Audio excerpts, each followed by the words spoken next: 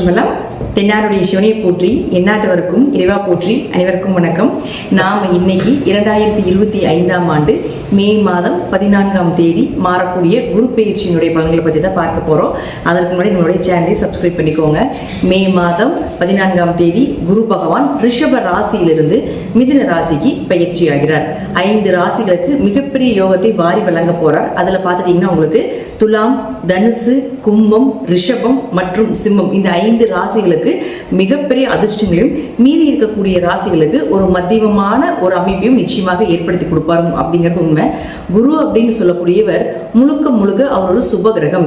யாருக்கும் பெரிய அளவுக்கு கெடுதலை செய்வதில்லை. 6ஆம் இடத்துல, 8ஆம் இடத்துல, 12ஆம் இடத்துல மறைந்தாலும் கூட ஒரு பிரச்சனைகளை கொடுத்து பின்பு நன்மைகளை கொடுப்பார் அப்படிங்கறத உண்மையை தவிர, குருவை பொறுத்த வரைக்கும் குரு பயிற்சி ஆகிறாரு அப்படின்னாலே அதீத நன்மைகளை தான் நமக்கு தரப்போகிறார் அப்படிங்கறத நம்ம மனசுல நினைச்சுக்கணும். அடுத்தது பாருங்க, மிதுன ராசிக்கு மட்டும் என்ன பண்ணுவாருன்னா, உங்க ராசிக்குள்ள வரும் பொழுது உங்களுடைய கெட்டது எல்லாத்தையுமே விலக்கி, கெட்ட சேர்க்கைகள், கெட்ட நண்பர்கள், கெட்ட தொடர்புகள் எல்லாத்தையுமே விலக்கி உங்களுக்கு நன்மைகளை மட்டுமே பெற்றுக் கொடுப்பார் அப்படிங்கிறது தான் இந்த குரு பயிற்சியினுடைய முழு பலன் ஆகும். அதே போல குரு ஒரு இடத்துக்கு மாறும் பொழுது அந்த வீட்டினுடைய அந்த கிரக நிலைகள், அது மட்டும் இல்லாம அந்த துறைகள் எல்லாமே புகழடையும், பெயர் வாங்கும். அதே போல அதுல கூடிய திறமைகள் மூலமாக பரிசுகளும் பாராட்டுகளும் கிடைக்கும் அப்படிங்கறத பாத்துக்கலாம். ஜாதகத்துல உங்க ஜாதகம் எப்படி வேணா இருந்துட்டு போகலாம், என்ன தசாபுத்திகள் வேணா நடக்கலாம், என்ன மாதிரி விஷயங்கள் இருந்தாலும் கூட குரு மிதுன ராசிக்கு வரும் பொழுது புதன் சார்ந்த விஷயங்கள் எல்லாமே பிரபலம் அடைவீங்க அப்படிங்கறத உண்மை. அது நான் என்னென்ன துறைகள்னு சொல்றேன், அந்த துறைகள்ல நீங்க இருக்கீங்களா அப்படிங்கறத பாருங்க. அதுல கல்வித்துறை, ஸ்கூல் சம்பந்தப்பட்ட விஷயங்கள், இன்ஸ்டிடியூட் சம்பந்தப்பட்டது, காலேஜ் சம்பந்தப்பட்ட கல்வித்துறைகள் அனைத்துமே பிரபலமாகும். தபால் துறை, தகவல் தொடர்பு துறைகள், சுற்றுலாத்துறை, போக்குவரத்து துறை, கம்ப்யூட்டர் சார்ந்த துறைகள், பினான்ஸ் சம்பந்தப்பட்டது, ஐடி துறை சம்பந்தப்பட்டது, புதிய புதிய கண்டுபிடிப்புகள் சம்பந்தப்பட்டது, ஜோதிடம், ஆன்மீகம் சம்பந்தப்பட்டது, கலைகள் சம்பந்தப்பட்டது, அதிலே கலைகளிலும் முக்கியமானது நகைச்சுவைகள் சம்பந்தப்பட்டது, திருநங்கைகள் சம்பந்தப்பட்டது. இது எல்லா துறையிலும் இருக்கக்கூடியவர்களும் பிரபலம் ஆவாங்க. அதே போல இந்த துறையில் இருக்கக்கூடியவர்களுடைய வீட்லையும் சுப நிகழ்ச்சிகள், திருமணம் சார்ந்த விஷயங்கள், நீங்க என்னெல்லாம் சக்சஸ் பண்ணணும், டிரான்ஸ்பர் ஆகணும், என்ன மாதிரி நீங்க உங்களுக்கு சாதகமான ஒரு நற்பலன்கள் வேண்டும் அப்படின்னு நினைக்கிறீங்களோ அதெல்லாமே நடக்கும். இது குறிப்பிட்டு துலாம், தனுசு, கும்பம், ரிஷபம், சிம்மம் அப்படின்னு இருக்கக்கூடிய ராசிகளாக இருந்தால் இன்னும் நான் சொல்வதை விட மிகுந்த நற்பலன்கள் அப்படிங்கிறது நிச்சயமாக கிடைக்கும் அப்படிங்கிறதுல மாற்றுக்கிறதே கிடையாது. அடுத்தது இது சார்ந்த துறைகள் மட்டும் இல்லாம இந்த ராசியில் இருக்கக்கூடிய உங்க ஜாதகத்தை எடுத்து பார்த்தீங்கன்னாலே தெரியும். உங்க ராசியில நான் சொன்ன 5 கட்டத்திற்குள்ள எந்த கிரகங்கள் இருந்தாலும் அந்த கிரகங்களுக்கு உண்டான வளர்ச்சியும் நிச்சயமாக கிடைக்கும். அது நான் என்னென்ன அப்படிங்கிறத நான் சொல்ல போறேன். இப்போ முதல்ல குரு ஒரு இடத்தில் இருந்தால் என்ன பலன்களை கொடுப்பார், அவர்களுடைய பார்வைக்கு என்ன பலன் அப்படிங்கிறதை பார்க்கலாம். அடுத்தது அந்த கிரக நிலைகளுக்கு என்ன பலன் அப்படிங்கிறதை பார்க்கலாம். நாம எல்லாரும் கேட்டதற்கு இணங்க பரிகார வகுப்பு அப்படிங்கிறத நம்ம ஒன்று எடுத்துக்கிட்டு இருக்கிறோம். அது கீழே டிஸ்கிரிப்ஷன் பாக்ஸ்ல வாட்ஸ்அப் லிங்க் கொடுத்துருக்கிறோம். இது ரொம்ப எளிமையான விஷயங்கள், பொதுவான பரிகாரங்களாக, வழிபாடுகளாக இல்லாம அனைத்துமே கோவில் வழிபாடுகள், நீங்களே செய்து கொள்ளக்கூடிய ஒரு எளிமையான பரிகார வகுப்பு இது. இதுல 60க்கும் மேற்பட்ட நீங்களே தெரிந்து கொண்டு எளிமையாக செய்யக்கூடிய ஒரு விஷயங்களாக இருக்கும். இது ஜோதிடர்களுக்கு உண்டான சூட்சமமான பரிகார வகுப்பு. இதை நான் இப்போ உங்களுக்கு தரப்போற விருப்பம் இருக்கக்கூடியவர்கள் கீழே இருக்கக்கூடிய வாட்ஸ்அப் லிங்க்ல ஜாயின் பண்ணிக்கோங்க. இப்ப நாம ஒவ்வொரு ராசிக்கும் இந்த குரு பயிற்சி மூலமாக என்னென்ன நடக்கும் அப்படிங்கறத நம்ம பார்க்கலாம். மகர ராசிக்கு உண்டான குரு பகவானுடைய பயிற்சி பலன்களை பத்தி பார்க்கலாம். மகர ராசி குரு வரக்கூடிய காலகட்டங்கள்ல உங்களுக்கு முற்றிலும் 7.5 சனி அப்படிங்கிறது முடிஞ்சிருக்கும். இருப்பினும் முதல்லயே குருவினுடைய பார்வை வந்துருச்சு. ஒரு வருஷமாவே உங்க ராசியை குரு பார்த்துட்டு இருந்தார் கடந்த வருடங்கள்ல. இதெல்லாமே உங்களுக்கு நன்மைகளை கொடுத்திருக்கும். இப்போ குரு பகவான் அப்படின்னு சொல்லக்கூடியவர் உங்களுடைய ராசிக்கு 6ஆம் வீட்டுக்கு வருகிறார். அப்போ 6ஆம் வீட்டுக்கு மறைகிறாரே மகர ராசிக்கு, அப்ப ஏதாவது நிறைய பிரச்சனைகளை கொடுப்பாரா அப்படிங்கிறது ஆம். ஒரு வகையான பிரச்சனைகளை கொடுத்தாலும் கூட குரு அப்படின்னு சொல்லக்கூடியவர் யாரு, ராசிக்கு 3 மற்றும் 12ஆம் அதிபதி, மறைவு ஸ்தானாதிபதி. மறைந்தால் கெட்டவன் கெட்டால் கிட்டிடும் ராஜயோகம் வேலை செய்யும். ஒரு கெட்ட கிரகம் கெட்டு போயிருச்சுன்னா அந்த கெடுதல் அப்படிங்கிறது அந்த வருடம் இருக்காது அப்படிங்கறதுதான் அமைப்பு. அப்போ மகர ராசியை பொறுத்த வரைக்கும் பாத்துட்டீங்கன்னா 6ல் குரு இருக்கும் பொழுது கொஞ்சம் கடன், கொஞ்சம் நோய் இருக்கிறது, கொஞ்சம் மனசு சரியில்லாம இருக்கிறது, வேலையில ஒரு திருப்தி இல்லாம இருக்கிறது, ஒரு சுறுசுறுப்பு இல்லாம இருக்கிறது, இதெல்லாமே 6ல் குரு வந்தா நடக்கும். ஆனால் 3 6ஆம் வீட்லயும் 12ஆம் அதிபதி 6ஆம் வீட்டுல இருந்தால் வெளிநாடு வெளியூர் பயணங்கள், வெளிநாட்டில் வேலை, தீர்த்த யாத்திரை பயணங்கள், கோவில் வழிபாடுகள் இது எல்லாமே நிச்சயமாக ஏற்படுத்தி கொடுப்பார். தான தர்மங்கள், அன்னதானங்கள், பயணத்தின் மூலமாக உங்களுக்கு ஒரு நன்மைகள் இதெல்லாம் ஏற்படுத்தி கொடுப்பார். அப்ப அவரே 3ஆம் அதிபதியும் ஆகிறதால காரியங்கள் கைகூடி வர்றது இதெல்லாமே நிச்சயமா நடக்கும். சகோதரர்கள் இருந்து வந்து சண்டை சச்சரவு பிரச்சனைகள் எல்லாமே மறைகிறது. இது போல சில நல்ல விஷயங்களும் இந்த கெட்டவன் கெட்டால் கிட்டிடும் ராஜயோகம் மூலமாக மகர ராசிக்கு இந்த குரு அப்படின்னு சொல்லக்கூடியவர் ஏற்படுத்தி கொடுப்பார். அடுத்தது நம்ம வந்து குரு 6ஆம் இடத்துல இருந்தால் இப்படி இருக்கும் அப்படிங்கறது நம்ம கன்வெர்ட் பண்ணி சொன்னாலும் கூட, அடுத்தது பாருங்க, இந்த நான் சொல்லக்கூடிய இந்த ஸ்கிரீன்ல இருக்கக்கூடிய கட்டத்துல ஸ்டார் போட்டிருக்கக்கூடிய கட்டத்துல உங்க ஜாதகத்துல என்னென்ன கிரகங்கள் இருக்கு அப்படிங்கறத பாருங்க. அப்படி அந்த கிரகங்கள் இருந்து விட்டால் நிச்சயமாக நான் சொல்லக்கூடியது பழித்தே தீரும் அப்படிங்கிறதுல மாற்றம் இல்லை. ஃபர்ஸ்ட் மகர ராசியை பொறுத்த வரைக்கும், மகர லக்னத்தை பொறுத்த வரைக்கும் உங்களுடைய ராசி அதிபதி மற்றும் 2ஆம் அதிபதியான சனி பகவான் இருந்து விட்டால் நிச்சயமாக பெயர், புகழ், மதிப்பு, மரியாதை இதெல்லாமே ஏற்படுத்தி கொடுப்பார். 2ஆம் இடம் அப்படிங்கிறது பொருளாதாரத்தை சொல்றதுனால பொருளாதாரம் அதிகமாகிறது, உங்க பேச்சுக்கு ஒரு மரியாதை கிடைப்பது, தன வரவு, பண வரவு அப்படிங்கறத ஏற்படுத்தி கொடுப்பார் அப்படிங்கிறது மாற்றம் கிடையாது.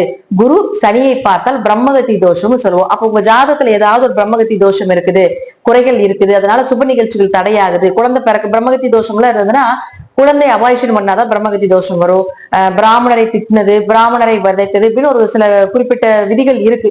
அதெல்லாம இருந்தாதான் உங்களுக்கு அந்த பிரம்மகத்தி தோஷம் அப்படிங்கிறது ஜாதகத்துல ஏற்படும். அப்படி இருந்தால் இந்த காலகட்டங்கள்ல குரு சனியை பார்க்கும் பொழுது நீங்கள் செய்யக்கூடிய இந்த பிரம்மகத்தி தோஷமோ அல்லது ஏதாவது ஒரு வழிபாடுகள் மூலமாக சர்வ தோஷங்களும் நிவர்த்தியாக அது யோகமாக மாறக்கூடிய அமைப்பையும் ஏற்படுத்தி கொடுப்பார். அடுத்தது பாருங்க, உங்களுக்கு செவ்வாய். இந்த செவ்வாய் அப்படின்னு சொல்லக்கூடியவர் யாருன்னா 4 மற்றும் 11ஆம் அதிபதி. இந்த 4 மற்றும் 11ஆம் அதிபதி குரு பார்த்தால் குரு செவ்வாய் அப்படின்னு பார்த்தா குரு மங்கள யோகம் ஏற்படும். குரு மங்கள யோகம் அப்படிங்கிறது வீடு, மனை, சொத்து சுகங்கள், ஒரு போஸ்டிங்ல இருந்து அடுத்த போஸ்டிங் போகிறது, உயர் பதவிகள் கிடைப்பது, ப்ரமோஷன் கிடைப்பது, நல்ல சூப்பர்வைசிங் மைண்ட், இது எல்லாமே குரு செவ்வாய் சேர்க்கையாக இருந்தால் ஏற்படுத்தி கொடுப்பார். மேக்சிமம் ஃபர்ஸ்ட் வந்து வீடு கட்டுறது. அப்ப இந்த குரு செவ்வாய் யாருடைய ஜாதத்துல சேர்ந்தாலும் பாருங்க, சொந்த வீடு, பெரிய பிரம்மாண்ட வீடு எல்லாம் கட்டியிருப்பாங்க. இப்போ நமக்கு அந்த வாய்ப்பு இருக்கு அப்படின்னு பார்க்கும் பொழுது இவரே உங்களுக்கு 4ஆம் அதிபதி ஆகிறார் இல்லையா? அப்ப 4ஆம் அதிபதி யாரு? இயற்கையாகவே வீடு, மனை, சொத்துக்கள், வண்டி, வாகன யோகத்தை கொடுக்கக்கூடியவர் இல்லையா? இயற்கையாகவே செவ்வாய் அதைத்தானே வாங்கியிருக்காரு உங்க ஜாதகத்துல. அப்ப அவரே 11ஆம் அதிபதியும் ஆகி லாபத்தையும் கொடுக்கிறாரு இல்லையா? அப்போ இது எல்லாமே இந்த வருடம் நடந்தே தீரும் அப்படிங்கிறதுல மாற்றமே இல்லை. வீடு, மனைகள் வாங்குறது, ஒரு இடம் விட்டு ஒரு இடமாற்றம் பண்றது, தாய் மூலமாக உதவிகள் கிடைப்பது, தாய் சொத்துக்கள் கைவந்து சேர்வது, அல்லது அவர்கள் மூலமாக ஏதாவது உங்களுக்கு ஒரு சாதகமான பலன் கிடைப்பது, மூத்த சகோதரர்கள் மூலமாக உங்களுக்கு உதவிகள் கிடைப்பது, அதே போல 11ஆம் இடம் அப்படிங்கிறது அதீத லாபங்களை சொல்றதுனால அதீத லாபம் கிடைப்பதற்குண்டான வாய்ப்புகள் இதெல்லாமே குரு செவ்வாயை பார்க்கக்கூடிய காலகட்டங்கள் கிடைக்கும். அடுத்தது பாருங்க, உங்களுக்கு சுக்கிரன். இந்த குரு அப்படின்னு சொல்லக்கூடியவர் சுக்கிரனை பார்த்தால், சுக்கிரன் யாரு? உங்க ஜாதகத்துல 5 மற்றும் 10ஆம் அதிபதி. பொதுவா குரு சுக்கிரனை பார்த்தாலே கோடீஸ்வர யோகம். யாருடைய ஜாதகத்திலயாவது பாருங்க குரு சுக்கிரனை பார்த்துருந்தா லட்சுமி கடாட்சமா இருப்பாங்க, தெய்வ சிந்தனைகள் அவங்களுக்கு அதிகமா இருக்கும், ஏதாவது ஒரு வழியில பண வரவு இருந்து கொண்டே இருக்கும், பண புழக்கங்கள் உள்ளவங்களுக்கு தான் இந்த குரு சுக்கிரன் சேர்க்கை, குரு சுக்கிரன் பார்வை எல்லாமே ஏற்படுத்தி கொடுக்கும். அப்போ இந்த ஒரு வருடம் உங்களுக்கு இந்த குரு சுக்கிரனை பார்த்து விட்டால் இயற்கையாகவே அது 5ஆம் அதிபதி ஆகிறதுனால நிச்சயமாக உங்களுக்கு குல தெய்வத்தினுடைய அனுகிரகம் கிடைக்கும், குடும்ப ஒற்றுமையாக இருக்கும், குழந்தை பிறப்பதற்குண்டான வாய்ப்புகளையும் ஏற்படுத்தி கொடுப்பார். அதே போல தங்கம் சேருவதற்குண்டான வாய்ப்புகள், வெள்ளி சேருவதற்குண்டான வாய்ப்புகள் இதெல்லாமே நிச்சயமாக ஏற்படுத்தி கொடுப்பார்.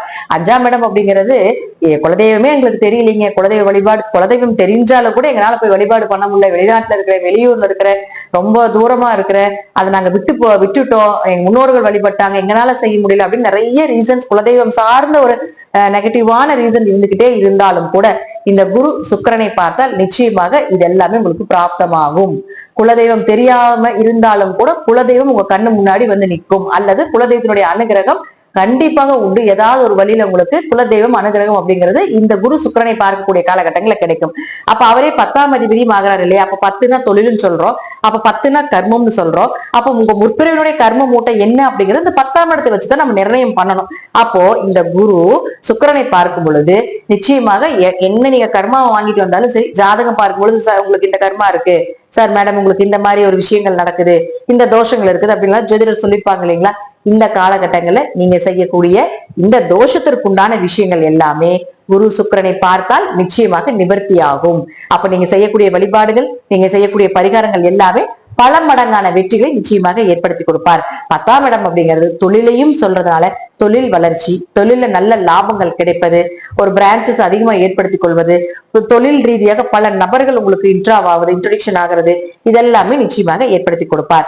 அடுத்தது உங்களுக்கு புதன். இந்த புதன் அப்படின்னு சொல்லக்கூடியவர் பாருங்க, உங்களுடைய ராசிக்கு 6 மற்றும் 9ஆம் அதிபதி. அப்போ இந்த ஸ்டார் போட்டிருக்கக்கூடிய காலகட்டத்துல எங்க புதன் இருந்தாலும் சரி நிச்சயமாக கடன் அடைக்கிறதுக்கு உண்டான வாய்ப்பு, நோய் தீர்றது, நல்ல மருத்துவர், நல்ல மருந்துகள் கிடைப்பது, அரசு கவர்மெண்ட் எக்ஸாம் எழுதுறதுக்கு உண்டான வாய்ப்புகள், வேலையே இத்தனை நாள் இல்லைனாலும் கூட வேலை கிடைப்பதற்கு உண்டான வாய்ப்புகள் அப்படிங்கிறதுல ஏற்படுத்தி கொடுப்பார். 9ஆம் இடம் அப்படிங்கிறது பூர்வீக சொத்து, அப்பா மூலமாக உதவிகள் கிடைப்பது, பூர்வீக சொத்து கை வந்து சேர்வது, பங்காளி பிரச்சனை, பூர்வீக சொத்து பிரிக்கவே முடியாம இருந்தீங்கனாலும் கூட இந்த காலகட்டங்களை செய்யும்பொழுது நிச்சயமாக அதை ஏற்படுத்தி கொடுப்பார். 9ஆம் இடங்கிறது உயர்கல்வியும் சொல்றோம். அப்ப உயர்கல்வி படிப்பதற்குண்டான வாய்ப்புகள், கோவில் கட்டுமான பணிக்கு உதவுவது, இது எல்லாமே நடக்கும்.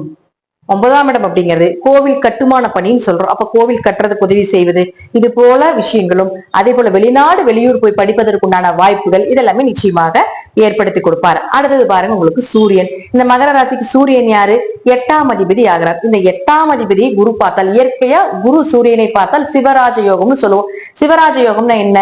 ஒரு உயர் பதிவுகள், கவர்மெண்ட் ரீதியாக வரக்கூடிய உயர் பதவிகள் கொடுக்கக்கூடிய ஒரு அமைப்பு, பெரிய போஸ்டிங் கிடைக்கிறது, சிவன் கோவில் கட்டுவதற்குண்டான வாய்ப்புகள். அதே போல சிவராஜ யோகம் அப்படிங்கிறது பாத்தீங்கன்னா கடைசிக்கு சிவன் கோவில் அன்னதானம் பண்றதுக்குண்டான ஒரு விஷயத்தை கூட நிச்சயமாக ஏற்படுத்தி கொடுத்துருவார் அப்படிங்கிறது பொது பலன். அடுத்தது இவர் யார்? உங்களுக்கு 8ஆம் அதிபதியே ஆகிறார் இல்லையா?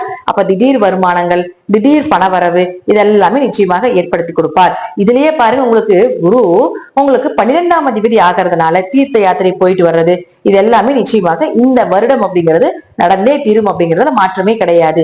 இது எல்லாமே உங்க ஜாதகத்துல தசாபுத்தி மட்டும் நல்லா இருந்தால் நான் சொல்வதை விட 200 மடங்கு பலன்கள், இதை விட நல்ல பலன்கள் கிடைப்பதற்குண்டான வாய்ப்பையும் நிச்சயமாக ஏற்படுத்தி கொடுத்து விடுவார் இந்த குரு பகவான். நன்றி. மீண்டும் ஒரு நல்ல பதிவுல சந்திக்கலாம். திருச்சிற்றம்பலம், தில்லையம்பலம், ஸ்ரீ நரசிம்ம திருவிகளே சரணம்.